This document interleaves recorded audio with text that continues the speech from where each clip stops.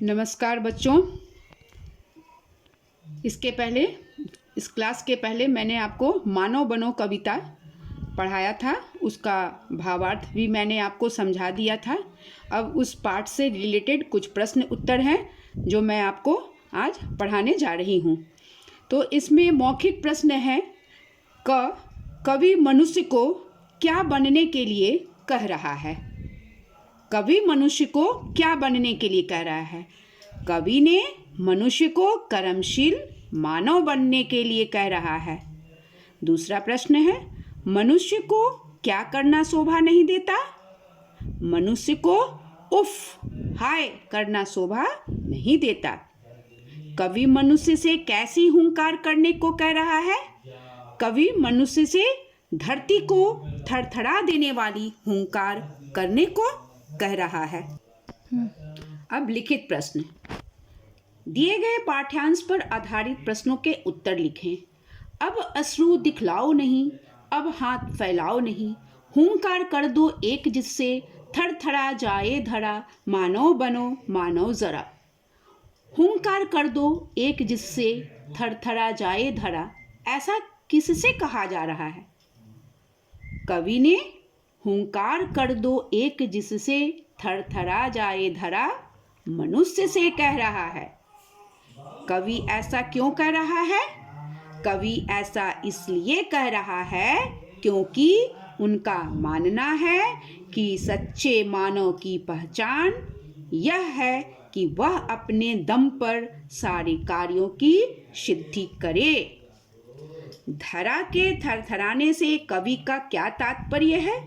धरा के थरथराने से कवि का तात्पर्य है कि कर्मठ मानव वो होता है जो अपनी कर्मठता से जगत में हलचल मचा दे। अब कुछ संक्षेप में उत्तर लिखना है। जो फर्स्ट क्वेश्चन है, जीवन की सबसे बड़ी भूल क्या है। मानव की सबसे बड़ी भूल किसी कार्य की पूर्ति के लिए किसी की उम्मीद में बैठना है। कवि मनुष्य को किस प्रकार जलने को कह रहा है।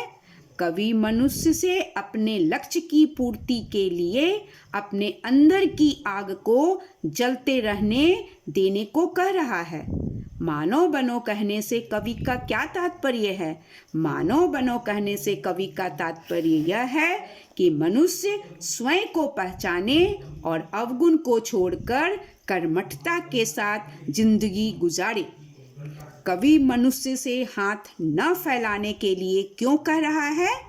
कवि मनुष्य से हाथ न फैलाने के लिए इसलिए कह रहा है कि किसी के आगे हाथ फैलाना सच्चे और कर्मठ मानव का कार्य नहीं है। कवि मनुष्य को पछताने से मना क्यों कर रहा है। कवि का मानना है कि मानव को कभी भी किसी बात का पछतावा न करके अपने गलतियों से सबक लेकर लक्ष्य की ओर आगे बढ़ना चाहिए। अब आपका कुछ प्रश्न है जो विस्तार में लिखना है, तो आइए देखें। कवि मनुष्य से कैसा मानव बनने का आग्रह कर रहा है। कवि मनुष्य से कहता है कि हे मनुष्य मानव बनो। जो मानव मनुष्य का उद्देश्य है उसे पूरा करो। अपने अवगुण व स्वार्थ की भावना को छोड़कर अच्छे कर्मशील मानव बनो। अब निम्नलिखित पंक्तियों का भाव स्पष्ट करना है। अब अश्रु दिखलाओ नहीं, अब हाथ फैलाओ नहीं। प्रस्तुत पंक्तियों के माध्यम से कवि कहते हैं कि रो रो कर दिखाना यानी बात बात पर अपने दुखों का रोना, किसी के आगे हाथ फैलाना सच्चे और कर्मठ मानव का कार्य नहीं है। इन आंसुओं से सींच कर कर दो विश्व का कन कन हरा। अब देखिए इन पंक्तियों में क्या कहते हैं। प्रस्तुत पंक्तियों के माध्यम से कवि कहते हैं कि आंसू बहाने से बेहतर यह है कि वह मेहनत करे, परिश्रम करे और अपने दम पर अपने सारे कार्यों की सिद्धि करे। कविता के माध्यम से कवि क्या संदेश देना चाहता है। कविता के माध्यम से कवि मानव को स्वयं को पहचानने और अवगुण रहित होकर कर्मठता से जीवन जीने का संदेश देना चाहते हैं।